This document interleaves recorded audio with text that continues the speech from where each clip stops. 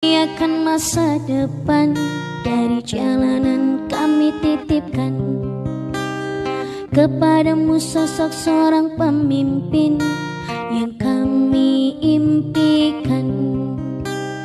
Dari jalanan kami mendoakan untuk Anies Baswedan, kami untuk Anies Baswedan.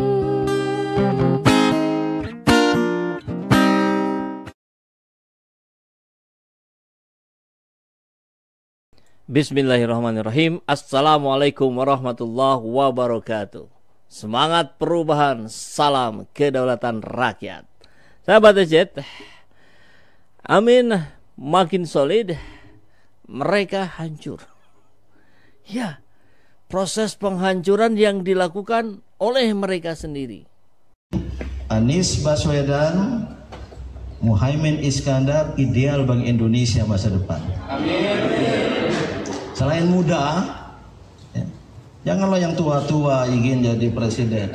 Saya ini nggak terlalu tua, maupun tidak terlalu muda. Rasanya nggak mau saya kalau dicalonkan PKS, saya akan menolak gitu. Apalagi kalau jadi calon wakil presiden,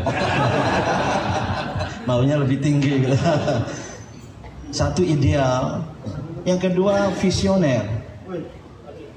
Visioner, dia punya visi tentang Indonesia masa depan dan punya pengetahuan luas pas tentang masalah-masalah global. Ini jangan main-main rakyat buat Indonesia. Indonesia yang besar ini berada di pusaran pertumbuhan global dengan pergeseran geopolitik, geostrategis, geoekonomi global. Indonesia memerlukan pemimpin yang visioner, yang menerjemahkan nilai-nilai dasar kebangsaan yang ada pada pembukaan Undang-Undang Dasar 45, seperti Soekarno. Trisakti Bung Karno, berdaulat secara politik, mandiri secara ekonomi, berkepribadian secara budaya, saya yakin bisa diterapkan oleh Anies Baswedan dan Muhaimin Iskandar. Dan yang kedua, beliau itu walaupun dari kalangan Islam, Muhammadiyah, NU, namun wawasan kebangsaan. PKB itu kental wawasan kebangsaannya, dari sudut namanya saja kebangkitan. Jadi ini bukan apa? Saya tidak setuju kalau ada yang menuduh ini gejala politik identitas. Walaupun identitas itu melekat dengan orang, semua politisi punya identitas, itu sah-sah saja. Tapi saya yakin pasangan Amin Iskandar Anies Muhaimin ini adalah yang berwawasan kebangsaan, insya Allah ya. Umat berbagai agama lain, suku-suku bangsa Indonesia tidak perlu khawatir. Saya sebagai kawan dekat beliau berdua akan ikut menjadi pengawal kalau sampai tidak berada pada komitmen kebangsaan.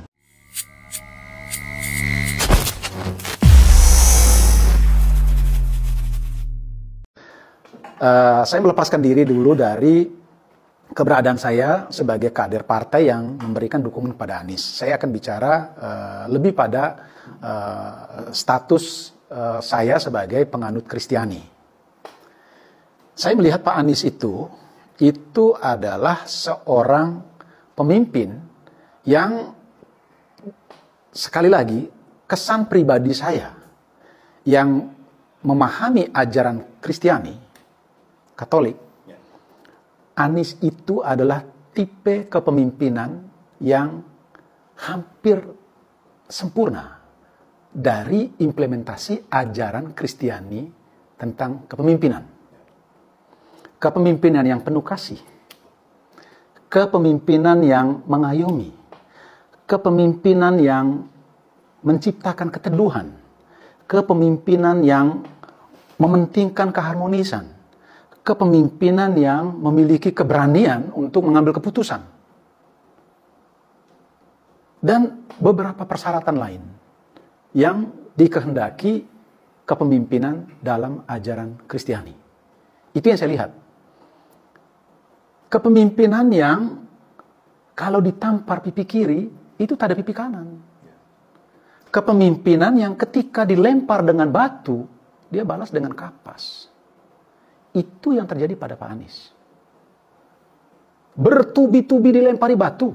Pernahkah seorang Anies Baswedan itu membalas dengan batu? Saya mungkin luput dari penglihatan atau pengamatan saya. Tapi sejauh yang saya amati, itu belum pernah. Ditampar terus-menerus. Apakah Anies pernah membalas tamparan itu? Bahkan di tadanya pipi yang lain. Selama 5 tahun memimpin Jakarta, adakah kata-kata kasar? Adakah sikap-sikap yang arogan yang ditunjukkan sebagai seorang gubernur terhadap bawahannya ketika menemukan ada kekeliruan, ada kesalahan, ada kekurangan dari bawahannya? Tidak. Itu yang saya lihat. Itu yang membuat saya tanpa harus berpikir yang aneh-aneh, saya memutuskan untuk ini orang benar yang bukan sekedar patut didukung tetapi wajib didukung. Karena Indonesia membutuhkan tipe kepemimpinan yang saya sebutkan tadi itu. Tipe kepemimpinan Kristiani. Bangsa yang majemuk itu butuh pemimpin yang mengayomi. Yang menciptakan suasana teduh supaya yang majemuk tadi itu berada di dalam satu kesatuan untuk membangun bangsa ini. Itu yang saya lihat. Kebetulan memang ada kejadian menarik di beberapa hari yang lalu nih Kakak Damian. Ketua fraksi PDIP DPRD DKI kan meninggal dunia, almarhum Pak Gembong Warsono ya. Dan kalau dilihat dari posisi politik, kan dari 5 tahun yang lalu selalu berseberangan kan. Istilahnya bisa dianggap ini adalah lawan politik.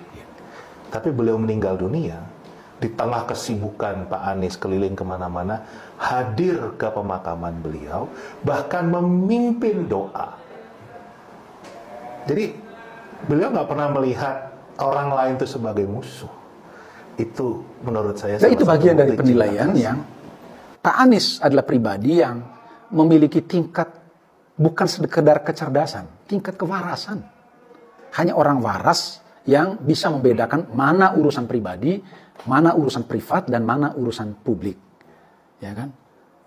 Saya boleh berantem secara politik dengan lawan politik dari kubu yang lain. Tetapi sebagai kawan, ketika ada sahabat saya dari partai lain yang tadinya saya berseberangan, mengalami kedukaan, itu udah hukum kemanusiaan itu mewajibkan kita untuk menempatkan kepentingan persahabatan ini jauh di atas kepentingan politik gitu. Itu tidak semua orang memiliki kedewasaan seperti itu. Ada banyak politisi yang saat berantem dalam politik terus berakhir dengan dendam berkepanjangan dan seterusnya. Untuk apa? Untuk apa? Kepemimpinan Kristiani tidak pernah mengajarkan itu.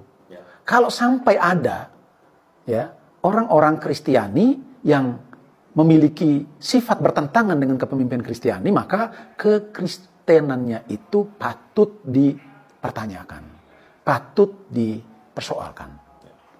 Lalu, apa kepentingannya kita dengan Anies? Kita tidak berkepentingan dengan Anies pribadi. Kita berkepentingan untuk menghadirkan pemimpin yang bisa merangkul semua orang untuk membangun bangsa dan negara ini. Karena ajaran Kristiani mengajarkan kita untuk memberikan cinta yang sebesar-besarnya bagi kemajuan bangsa dan negara ini. Dan pilihan kita terhadap Anies itu adalah dalam rangka itu. Sangat penting, saya tidak juga pekerjaan.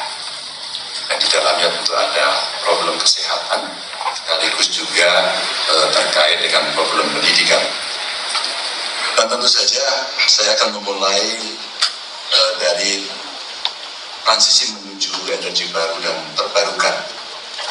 Inilah PR yang hari ini betul-betul kita butuhkan, karena apakah dari yaitu protokol Paris Agreement dan sebagainya, dunia sudah bersepakat bahwa kita akan menuju energi yang lebih bagus, lingkungan yang lebih baik. Maka kalaulah kemudian kita melakukan transisi menuju renewable energy, tentu saja dalam konteks bisnis kita membuat beberapa skenario. Kalaulah yang hadir hari ini nanti bisa berkontribusi atau berkolaborasi, rasanya inilah waktu. We are committed and we will continue the pattern that Indonesia has had for the past few decades. Macroeconomic policy, fiscal policy were being given to the hand of two true technocrats. Someone with solid technocratic background, with solid understanding of the economy, understanding of how policies are being made to manage our macroeconomy, ensuring monetary policy, fiscal policy were in line and in the directions of our medium and long-term economic development. And that's commitment that we are holding as presidential candidates. I'm sharing this to others, and also based on our experience in the past, that when these sectors were being managed by people of competence and people of integrity, then we're good to go.